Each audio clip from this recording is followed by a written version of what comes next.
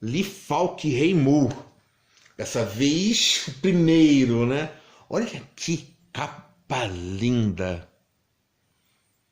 São 536 páginas. Isso aqui é pura diversão, tá? Eu já fiz, deixa aqui, né? Acabei adiantando, olha só, comparando os dois. A capa de trás. E o que acontece? Nós estamos em 1936. É preciso lembrar que o público leitor, a concentração e o foco, era o público infantil e também juvenil, né? O infanto-juvenil. Não tinha essa ótica mais adulta. Porque nós estamos ali o quê? Apesar de ser um período pós Primeira Guerra e pré Segunda Guerra, ou já passaram por muita coisa, você tem a questão de concentração. Esse jogo vai lá mudar nos quadrinhos americanos com o Will Eisner, nos anos 70. Então ele acaba pegando lá dos anos 60 da Marvel, que traz esses problemas mundanos, e fora que já tinha tido uma outra influência, que foi assim. Disney acaba influenciando o Osamu Tezuka. E o Osamu Tezuka, ele traz dos desenhos e vai levando para o mangá. E o mangá vai tendo várias ramificações. Então, em uma dessas raízes, ou desses galhos, ele acaba tendo uma vertente mais adulta. Então, nós temos o Lobo Solitário, que tanto. Então, os Estados Unidos influenciam o Japão, e o Japão acaba também influenciando de novo o próprio Estados Unidos. E tudo uma questão também econômica. O que mudou? O quadrinho é muito bom, então o público adulto ele ainda continua lendo. Então é preciso ter um roteiro mais assim direcionado para este público, um roteiro mais amadurecido. Não só para as crianças. Aí que vem o Frank Miller, o Alan Moore e antes o Will Eisner. Ah, mas o Fantasma 36 ele acaba sendo assim tão infantil? Não. O Fantasma aqui, por exemplo, ele mata. Aqui nós temos um roteiro que ele acaba sendo mais sério comparado ao que o que tinha na época do Cy Berry. Mas isso aqui, porque nós estamos em 1960. E o que acontece? Houve aquela perseguição lá daquele psicólogo com relação aos quadrinhos. Então, fizeram um código do tipo, ei, vamos abaixar. Então, a certeza que o fantasma não matava. E há mortes aqui, tudo valia, né? Atira, mas com uma inocência. E acima de tudo, gente, a palavra aqui não adianta, é diversão, tá? São 516 páginas de diversão, são horas de garantias. Eu fui lendo aqui, eu fui maravilhando. Apesar que são estilos diferentes pelo desenhista. Então nós temos o Rei-Moore, ele oferecendo uma experiência, o Wilson McCoy oferecendo uma experiência distinta do Rei-Moore e também o próprio Cy Berry. Então é uma questão de gosto do leitor, tá? A única certeza é que o fantasma ele foi bem representado por esses três desenhistas. E o Lee Falk sempre ali, né? Então a criação é magistral. Olha aqui, ó, o efeito da capa. A guarda vermelha, eu acho mais bonito assim. O papel eu já falei, tá? E o que acontece? O que pode gerar um incômodo é que o Elcio e o Antônio Tadeu aqui, que são os tradutores, eles escolheram colocar piratas aéreos. E aqui, desde sempre, acabaram sendo piratas do céu. Incomoda? Acho que faltou um pouquinho de cuidado nessa escolha, em termos de... É como se você fosse lançar os X-Men e escolhesse não colocar a vampira como vampira. Não adotar, por mais que seja errônea, ou nem isso, uma questão de opção, tem que olhar. Então você tem que repetir o que já deu certo, né? Mas é só isso que assim acaba incomodando, tá? Realmente. A edição tá linda, são 7 histórias. A Diana que aparece. Essas primeiras é o próprio Lee Falk desenhando. Então, as tiras diárias são 4 desses quadrinhos. E aqui o fantasma aparecendo, né? Cinza e não roxo ou vermelho. A Irmandade Singh dura muitos volumes e a apresentação. Isso aqui tem o quê? Aí, ó, a marca do fantasma. Então ele já nasce... Ah, tá, tem essa cena engraçada, né? O fantasma vai lá, resgata, deixa a Diana no navio, e o que ele faz? É claro, dá o beijo, né? Mas antes disso ele vai... Não, depois disso ele faz o quê? Adeus, Diana, tá aí. Mas nós vamos nos encontrar? Talvez, Diana. E ele mergulha no mar. Caramba, que fuga é essa? Eu fico imaginando ele escondido ali embaixo da água. Essa mulher não vai embora, não? Pra eu poder nadar de volta pra costa, sem ela me ver.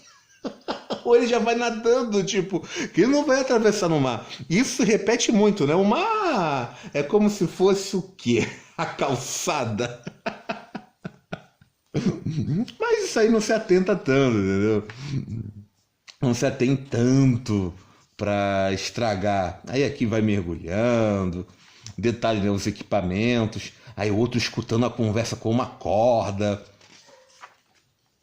Eu até vou pesquisar, porque aqui, não sei se é um erro da tradução, não sei se é a escolha, porque fala que o fantasma ele está simplesmente na Índia. Que eu saiba, da África. Então tem que ver se na época o próprio Lee Falk não entendia muito, em termos de geografia escolhida, ou se é a costa da África pelo lado leste, né? Não sei, entendeu? Aí vai pelo lado oriental, não sei. Vou ter que até pesquisar, tá? E detalhe que aqui ele pensava que o fantasma ia ser esse sujeito aqui, o Jimmy, né? Mas depois ele muda de ideia. Ou seja, as coisas estão ainda sendo costuradas, né? Estão sendo amarradas. Aí o fantasma foge com o carro. Aí ele tá baleado, depois ele volta. Aí ele diz, aí tem um... aí aqui, ó. Eu já disse a você que a curiosidade matou o gato, lembra? Não lembro não. Eu fiquei procurando, não teve isso nos volumes anteriores não, filho. Mas não importa. Aí o fantasma pica pela corda. Ele não foi imbatível, tem voltas, entendeu? Mas isso traz aqui, não é nem oxigênio, é empolgação, entende? É muito bom lendo isso.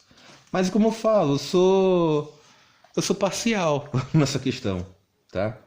Eu gosto realmente do fantasma, então essas histórias aqui, o coraçãozinho bate, né? Então, mas vai dizer, não importa. Se for ruim, eu também acharia bom, né? Se fosse ruim. Aí aqui, ó, o fantasma luta com um tubarão, sempre com uma faca. Aí é engraçado, né? Isso aqui me lembrou muito o Austin Powers, que faz aquela crítica, né? Do tipo, ei, por que você não mata logo o herói e dá uns tiros no rosto dele? E acaba com isso. Ao invés de, não, agora eu vou te erguer e vou te jogar aos tubarões. Não, mas você... Não, tem uma forma só de fazer isso, por favor.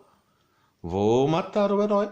Não forma mais conturbada possível. Então o Batman 66, né? Ele puxa muito isso, né? Essa questão de inocência. Mesma coisa, como se o tubarão fosse simplesmente atacar alguém assim, né? Não, o tubarão não. Tem que estar instigado, tem que estar na época propícia. E o próprio Steven Spielberg, ele acabou se lamentando pelo que ele fez com os tubarões nessa visão. A gente está tendo problema de ataques lá em Recife, né? Entendeu? Já tem muitos anos. Aí o pessoal, por que isso acontece? Interferência humana. Simples assim. Jogavam sangue na água, porque tinha um matadouro lá. E fora a própria mudança dessa caças e por assim vai, mas o sangue continua deixando os tubarões loucos, né? Por isso que lá tem muitos incidentes com surfistas. Primeira coisa que o tubarão faz, ele acaba mordendo. E foi isso que aconteceu. Aí para esconder, para justificar, a razão é o quê? Interferência humana. O tubarão em si mesmo é bobo, né? É um predador? Obviamente que é. Mas o animal, entendeu? Todo animal, assim, é um animal muito sensível. Até mesmo os predadores. Você faz alguma coisa, incomoda ele um pouco, a reação dele não é confronto, é fuga. Entendeu? É muito engraçado. Claro que não vá colocar uma mão no tubarão, que você vai perder, né? A mão, provavelmente a perna vai ser um ataque, é um animal, né? Não adianta. Esse contato com a natureza, eu fui falar fantasma, a gente vai falando aqui sobre um pouco, sobre outro assunto impressionante. Mas é verdade, né? Essa interação, né? Mas o que acontece? O animal, ele costuma dar um sinal que vai atacar. Ele vai assim... Ele dá um sinal, se você for notar. A serpente, ela meio que para, às vezes com chacoalho ou não, entendeu? O predador também, ele fala, olha, o pelo acaba eriçando, ele vai dar um... E tem isso, né? E o tubarão, a gente não tem sinais compreensíveis, entendeu? Mas você vê que aquela área é propícia, ele não ataca ali simplesmente à toa. Antes ele já foi instigado, entendeu? Seja por falta de alimento, ou no caso, em termos do sangue. Ou seja, isso aqui, com o fantasma, raramente aconteceria simplesmente jogue o homem aos tubarões. Não. Mas é legal, né? Até areia movediça que também tem aqui, que do tipo, ei, você não vai afundar. Tá. Agora deixando de ser chato, tem um capeto, lindo capeto. É a primeira... Acho que é a primeira participação dele, olha aqui. Que é o parceiro, né? E o capeta que sofre, né? E detalhe, né? Tem a piadinha, né? O anestésico da selva, um fantasma. Médico, por favor. Foi graças a fazer a cirurgia no meio do... sem recursos nenhum, no meio da selva. Aí dá o tesouro. Aí a Diana volta, vem, volta. Vai, volta, vai, volta, vai. E isso por muitos anos até o casamento do fantasma. Se vou ver, é a primeira musa dos quadrinhos, né? Temos assim a companheira, não sei dizer precisamente, né? Deve ter tido outros. Aí aqui... tá. Aí tem um fantasma. Detalhe, né? O fantasma vai lá e dá uns toques, né? Do código Morse. O outro também vai, né? Não. A parede já tá ficando muito quente. Por favor, bata e manda ele parar. Papare. E se os bandidos por acaso não soubessem código Morse? Aí você fala, não, mas o marinheiro teria que saber, né? Verdade. Eu teria que até aprender código Morse, né? Naquelas coisas que são legais de ter. Mas qual é a utilidade, né? Tá. Aí essa imagem que foi escrita emblematicamente é do outro volume, que é o volume 2 de 2. Também uma imagem assim emblemática, tá? Que vem naquela apresentação do fantasma. E aqui... tá. Aí o fantasma, poxa, por que esse segredo você está me contando? Porque nos é permitido revelar o juramento 2 vezes na vida. A primeira para a garota com a qual esperamos casar. A segunda para o filho. Aí Diana sorri, né? Aí, nossa, mas como é que eu não vou te... E se recusarem? Nós nunca fomos recusados. É evidente que, só como te tem a certeza, né? Mas o que acontece? Ele contou aqui para Diana. Para quê? Diana é uma fofoqueira. Só nesse volume já contou para 2 pessoas. Do tipo, calma, não é o fantasma que fez isso. Calma aí, deixa eu contar o passado dele. E conta para outro. Fala, a besteira que você fez. Ai. Eu ia falar uma bobagem? Não, eu vou falar, né? É machismo, né? Mas isso vai acontecer logo para uma mulher? Ela vai fofocar. Por 400 anos os segredos do fantasma foi mantido. Contou, acabou. Aí me processe. Mas tirando isso, tinha que ter tido mais pudor, mas faz parte da inocência da época, né? Porque a Diana, ela falando, ela está explicando para o leitor. Tanto que aqui vai aparecer um menininho, né? Que é muito bonito, né? O Tom. E vai ter uma interação acompanhando como se fosse o Robin, né? Do tipo, você coloca uma criança ali diminuta, entendeu? E para que é serventia disso? É para você se auto-enxergar. Nós temos também esse espelho e, por sua vez, o roteirista também faz, que faz o leitor como personagem. Exemplo, Harry Potter. Você coloca uma pessoa num mundo novo para explicar as regras, então coloca um personagem sem saber e ele vai aprendendo assim como leitor. E isso vai se repetindo muitas e muitas vezes. E no caso aqui, essa criança, para o público leitor que era infantil, se ver ali, tá? A detalhe que também tem as personagens femininas e todas elas se apaixonam pelo fantasma, né?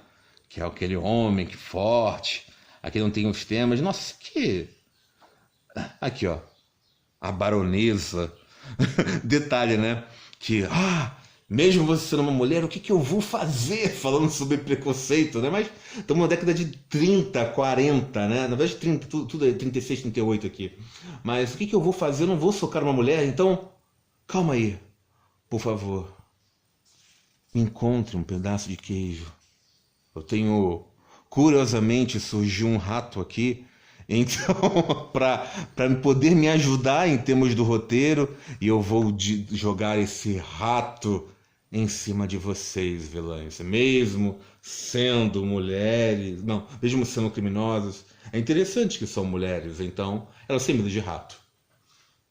Rapaz, se fizer isso hoje, capaz de mandar você comer o rato. Mas o que acontece? Esse tom inocente, mesmo nessa época, e até por que ainda há leitores de, vamos colocar um exemplo, de Tex, e até mesmo um fantasma, né?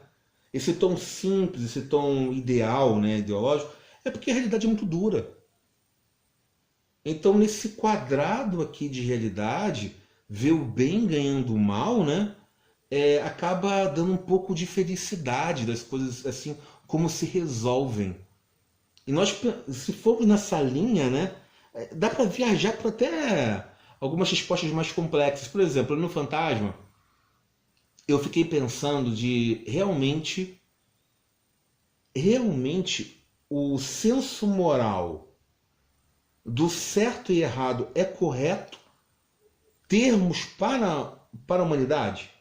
Para o homem isso faz bem? É o certo e errado realmente certo e errado? Esse senso? Tempo a pensar, né?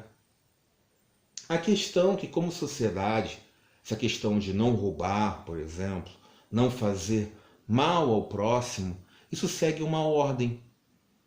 Sem isso, esse organismo ele entraria em colapso. Mas eu pensei até mesmo sobre o Brasil, né?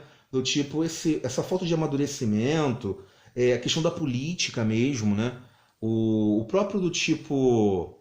A questão do roubo mesmo, do tipo, eu julgo o ladrão, não pode roubar, mas quando chega a minha vez, eu dou uma desperta, mas isso não é roubo, é sobrevivência. Se isso é correto ou não, aí depois o trânsito também. Eu estava andando, eu falei, gente, como as pessoas são mal educadas, né? Não sabem se comportar. Aí eu vejo isso que falta educação, a própria instrução, né? Não é só a forma de você falar, é também a forma até de você andar e de como você sente os outros. Aí você vai levando um aspecto mais amplo de como que o país não está funcionando e depois você vê também a própria questão das engrenagens do mundo. E não sou apenas eu que vê essas coisas assim erradas e acaba se frustrando de fazer tudo correto e não tendo uma resposta e sendo vitimizado, né? Do tipo... Até mesmo as leis, que por mais que tenham muitas coisas certas, existem ainda coisas ainda para serem aprimoradas.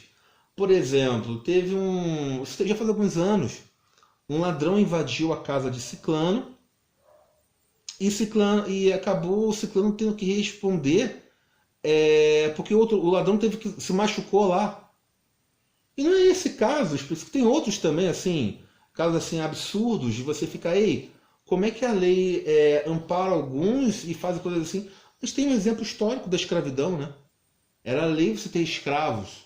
Então, uma coisa absurda você colocar um outro humano assim.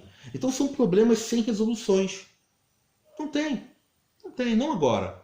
Nós, até a questão de, por exemplo, nós estamos com um processo, cara, eu vou falar, falei de meio ambiente e agora eu estou falando sobre política, entendeu? Mas é interessante fazer isso. E essa questão de senso moral, né? E o próprio fantasma, é isso que é tão bom aqui, que aqui as coisas se resolvem, é simples. O bem vence o mal. E nem sempre fora das páginas as coisas acontecem. Muitas injustiças, né? Muitas injustiças. Mas é um processo de mudança, tá? Tudo que ocorre ainda tá... Nós estamos ainda amadurecendo, tá? Então são problemas assim muito sem resoluções no tempo em que vivemos. Algumas coisas se acertam, até mesmo a questão do... essa questão da Terra plana. Estamos discutindo, gente, o que vem depois de Marte. Não para isso, mas a evolução, né, acaba não sendo linear, né? Ela sobe, desce, e há um investimento para esse empobrecimento cultural e na forma de pensar. Os próprios quadrinhos, ele acaba sendo influenciado por isso. Por que o quadrinho ficou tão caro? Uma das coisas é porque quadrinho é cultura, quadrinho é pensamento, acaba sendo uma coisa supérflua quando você compara a comida, por exemplo. Aí vem a questão do nicho, tem outros problemas, mas uma dessas características é simplesmente que cultura. Então, há um interesse entre você pensar apenas para ser funcional. E isso ligado à economia, que também leva a uma questão de sociedade. Nós somos como se fosse uma grande, nem engrenagem, eu vejo mais como se fosse um formigueiro. Aí tem a questão da máquina também. Serve como máquina também. Serve como máquina, serve como uma grande indústria, né?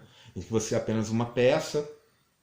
Tanto com o próprio Charlie Chaplin, ele fala sobre isso, né? Em um dos seus filmes. Então, e quando você leva trazendo para o senso moral e certo e errado, é preciso manter a ordem para esse grande organismo funcionar. E nesse recorte, nessa felicidade, nessas frustrações, o fantasma acaba palpitando nossos corações, né? Gente, eu fui falar do fantasma, eu fui falar outra coisa. Aí tem aqui a filha do chefe que é resgatada, tem um vilão que pinta o cabelo e corta o bigode.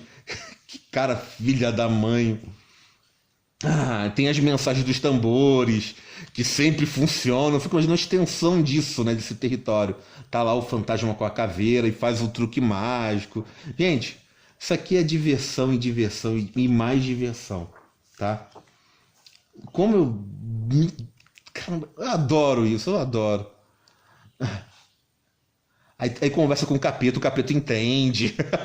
É na hora. Aí tem o bandido, aí troca tiro, o fantasma sempre acerta. Tem uma coisa também, sempre captura um fantasma. Isso se repete muitas vezes. Ao invés de matar, aí tem a questão do o blefe também. Gente, isso aqui é muito bom. Detalhe, o começo da tirinha e a explicaçãozinha, né? A edição podia ter mais mimos? Podia. Por exemplo, entre uma história e outra, podia colocar uma arte individual, como a capa. Mas assim, o grande mérito dessa edição, dessa coleção, vamos dizer assim, é se ela conseguisse completar e lançar todo o material em ordem cronológica. Isso vai ser fantástico. Mas para isso acontecer, depende de 1, 2. Também, talvez seja até mesmo uma razão desse vídeo, né? Então, se puder, compre, tá? Vire também um fã do espírito que anda e ajuda para ter, né? Então, gente, até o próximo vídeo. Obrigado, tá bom? E até lá. Fui!